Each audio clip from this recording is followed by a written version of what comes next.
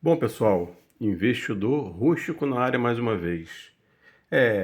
Respondendo a thumbnail, né, sobre a reserva de emergência, gente, é lógico que devemos ter uma reserva de emergência. Porém, proporcional, né? Proporcional ao custo de vida de cada pessoa. Geralmente, o que os estudos falam, né, que os estudos apontam que a gente deve ter aí de 6 a 12 vezes o valor que a gente precisa para pagar nossas contas do mês, sobreviver, e também para ter uma reserva se acontecer algum problema, quebrar um carro, um problema de saúde, né? É, Porém, eu faço algumas ressalvas. Eu vou dar um exemplo para vocês de como eu faria, né, nesse caso da reserva de emergência. Está aqui no meu caderninho, como eu sempre faço, eu vou explicar para vocês como eu faria. Bom, digamos que a minha reserva de emergência aí seja de 20 mil reais, né? Como é um dinheiro para não ser usado, né? Só em caso de emergência, pelo amor de Deus, né? A gente não pode usar esse dinheiro para fazer outra coisa, é um dinheiro que a gente tem que rezar para não usar, né? Pedir a Deus para não usar. Esse dinheiro tem que ficar aplicado em um investimento que tenha uma liquidez diária, um CDB, alguma coisa desse tipo, né? Digamos que eu aplique esses 20 mil em um CDB, por exemplo, uma renda aí que vai me render mais ou menos 1% ao mês, né?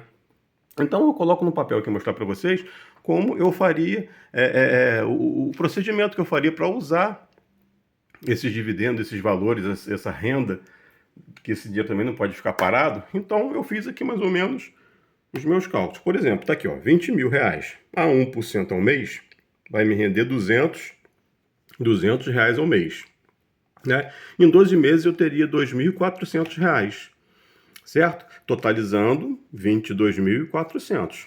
Vamos tirar a inflação assim, desse ano e mais ou menos no Brasil, digamos que tem que eu perca aí na inflação 800 reais, né? Vamos tirar a inflação. Então, no final de um ano, sobraria quanto para mim? 1.600 reais. 1.600 reais, esses 1.600 reais, eu compraria mais ou menos 15 fundos do BTLG11. Não estou falando para ninguém comprar, não é indicação de compra, não, mas daria para comprar mais ou menos 15 fundos aí do BTLG11, que é um fundo de tijolo que eu gosto muito, né? Então, esses 1.600 eu compraria mais ou menos aí 15 fundos de tijolos, né? E a reserva de emergência ficaria com 20.800 reais, guardado lá na aplicação, no meu CDB, continuaria lá. Um dinheiro, rezar para não precisar usar esse dinheiro, né? Durante o ano, e todo ano eu faria esse dinheiro também trabalhar para mim. Eu pegaria esses rendimentos, tiraria a infração, que deu mais ou menos 800 reais ao ano, mais ou menos aproximado, e o restante eu compraria em fundos imobiliários. Assim, todo ano eu teria a minha reserva de emergência guardadinha lá, e dela eu tiraria um dinheiro para comprar mais fundos imobiliários, né? Lembrando que isso não é uma indicação de compra. Eu tenho esse fundo aqui, o BTLG11, mas não é para ninguém comprar não, isso aí que eu faço. Entendeu, pessoal? Então aí só foi um videozinho explicando o que eu faria com a minha reserva de emergência, certo? Então, mas lembrando, tem que estudar, tem que ler livros para não fazer besteira. Tá bom, pessoal? Então, esse foi mais uma dica aí, o que eu penso da reserva de emergência. Não deixar parada lá, e senão fica lá aquele dinheiro o resto da vida.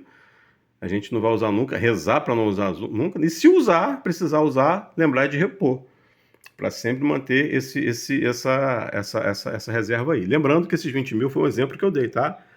Cada caso é um caso. Tem pessoa que vai precisar de 40 mil, 50 mil, cada caso é um caso. Então eu fiz um resuminho aqui de 20 mil reais. Tá bom, pessoal? Valeu, até a próxima.